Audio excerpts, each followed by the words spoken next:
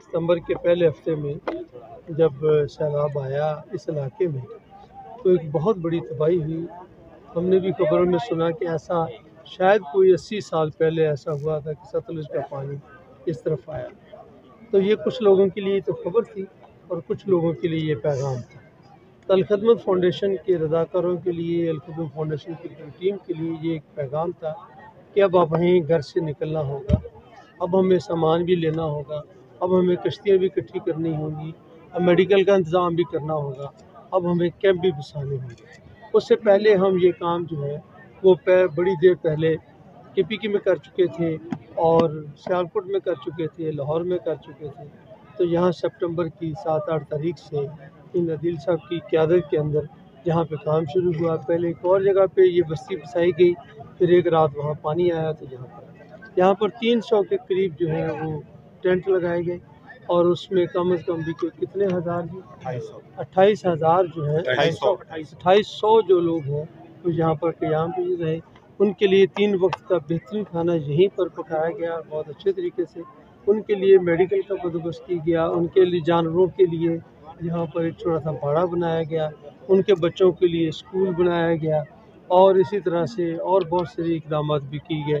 میں آپ کو یہ بھی ایسی خبر سنا دوں کہ ہم نے لاہور میں جو ٹینٹ لگایا وہاں پہ ایک شادی بھی اس ٹینٹ ویلیج میں ہوئی، یہاں تو نہیں ہوئی لیکن یہ ایک خوشی کا ماحول رہا، کچھ نہ کچھ یہاں پر ہم ان کو دیتے رہے۔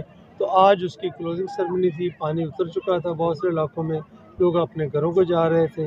آج ہم ان کو 2 چارپائیاں، بستر، کچھ کچن کا سامان، 1 مہینے کا راشن، کوئی یہ مچھردانی اور ماسپل، کچھ میڈیسن، کچھ طرح کی چیزیں کولر دے کر ہم ان کو بھجوا رہے ہیں اور یہ سب لوگوں نے ہمیں تحفہ ہمیں دیے اور ہم ایک برج کے طور پر یہ چیزیں ان لوگوں کو دے رہے ہیں۔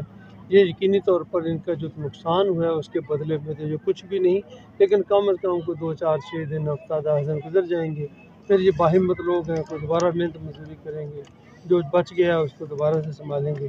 تو انشاءاللہ العزیز یہ پہلا ریسکیو کا کام تھا جہاں 22,000 لوگوں کو پانی سے نکالا گیا کشتی، تو 12 کشتیاں یہاں کی تھیں، پھر KPK کے لوگ آئے۔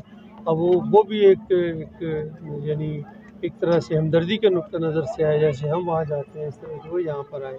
تو یہ ایک 22,000 لوگوں کو ریسکیو کرنا چھوٹی سی بات نہیں ہے۔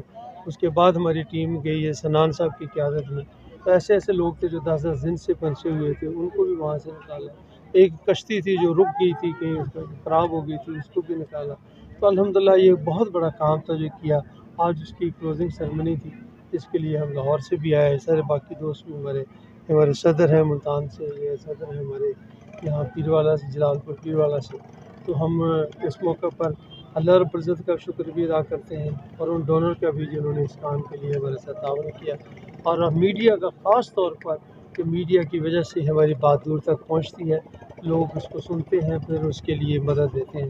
ہم آپ کا بھی بہت شکریہ ادا کرتے ہیں اور دعا کرتے ہیں کہ اللہ تعالیٰ ان کی مشکلات کو آسان فرمائے۔ اور اس موقع پر ہمیں اس سے سبق حاصل کرنا جو ہے وہ اہم ترین ہے کہ جو سیلاب آیا ہے یہ کیوں آیا ہے، اس کو کیسے روکا جا سکتا ہے۔ یقینی طور پر میرے اور آپ کے بس کی بات نہیں ہے، لیکن کم از کم آپ کے ذریعے بات ہم ان کو پہنچا سکتے ہیں کہ ہمیں دریاؤں کے راستے میں کھلا رکھنا چاہیے، وہاں آبادی نہیں ہونی چاہیے تاکہ یہ پانی جو غیر معمولی مقدار میں آیا ہے یہ آئندہ نہ آئے اور ہم اس سے بچ سکیں۔ بہت بہت شکریہ۔